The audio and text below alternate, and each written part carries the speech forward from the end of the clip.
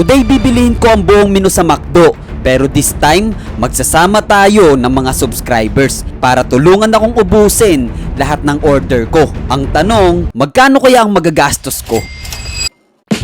Maaga akong gumising at bumiyahe para puntahan ang isang sikat na McDo na palaging pinupuntahan ng mga tao. Kaya kahit antok pa ako, pinilit ko talaga bumangon at mag-drive papunta doon. Papunta na rin kasi yung mga subscribers natin sa McDo na yon. Kaya ikaw, kung gusto mong sumama sa mga ganito kong content para tulungan akong ubusin ang lahat ng order ko, mag-subscribe ka na at mag-comment ka na rin kung taga saan ka. Sa YouTube sa YouTube. Alright guys, nandito tayo ngayon sa Tagaytay McDo kung saan makikita natin yung Bulkang Taal, and dito natin gagawin yung challenge natin, ang bilihin ang buong menu dito sa McDo.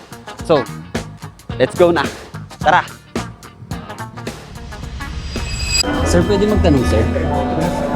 Sir, pag in-order po yung buong menu, kailangan po bang umorder dito? O dito na lang po?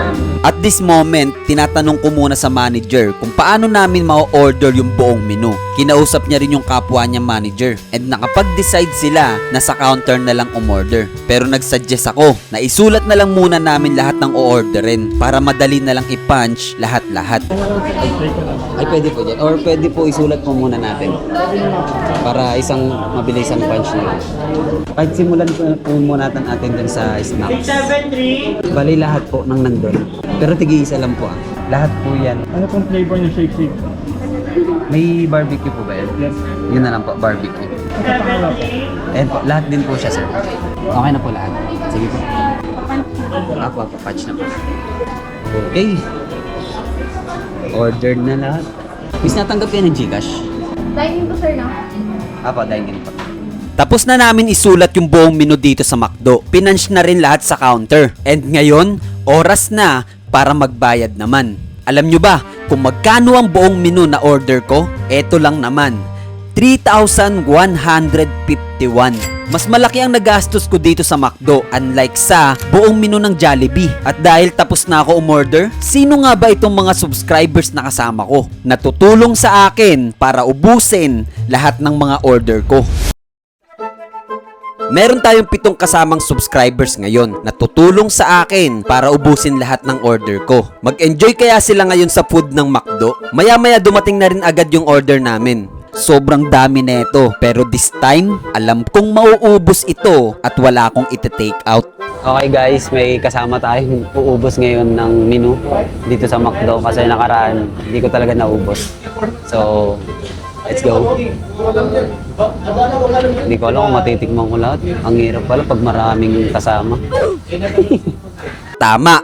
Ngayon ko lang na-realize. Ngayong may kasama ako ubusin ang lahat ng order ko, hindi ko matitikman talaga lahat. Kaya magbe-base tayo sa reaction nila habang kumakain. At dahil kumpleto na ang lahat ng order namin, oras na para kumain. Kanya-kanyang pili sila kung ano yung gusto nilang kainin. Basta yung mauubos nila. Napansin ko, kapag umaga, more on almusal ang nakadisplay sa menu nila. Sakto lang rin, kaya pinili ko talaga ang McDo dito sa Tagaytay. Nabusog ka na, marerelax ka pa dahil sa ganda ng view. Sobrang dami talagang tao ang pumupunta palagi dito. Ikaw, nakapunta ka na rin ba dito?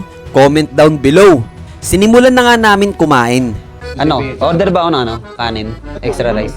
Kaya nga, extra rice ako. Pero yung drink sakto. Ay, ito akin. Hindi, ito muna ako, Sunday muna ako. Ang pinagkaiba pala, pag may kasama, hindi ko matitikman muna lahat. Ang una kong kakainin. At choco. Ito, may dito, Sunday. Ito una natin kakainin. Kain guys.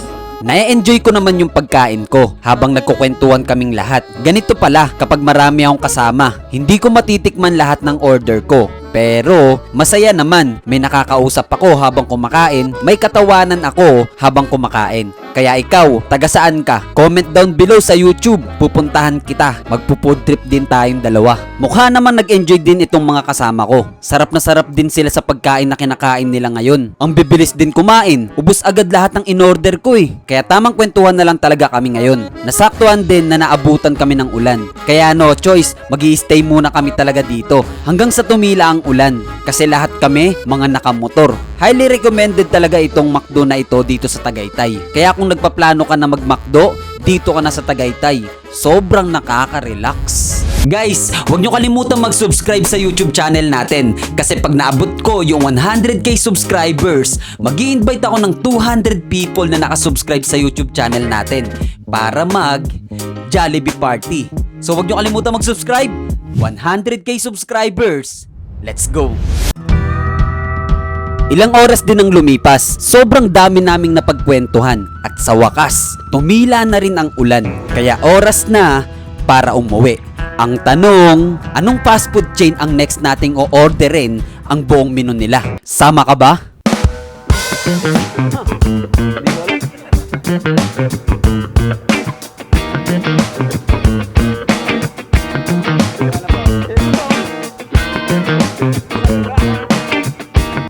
Okay na yan? Okay na yan?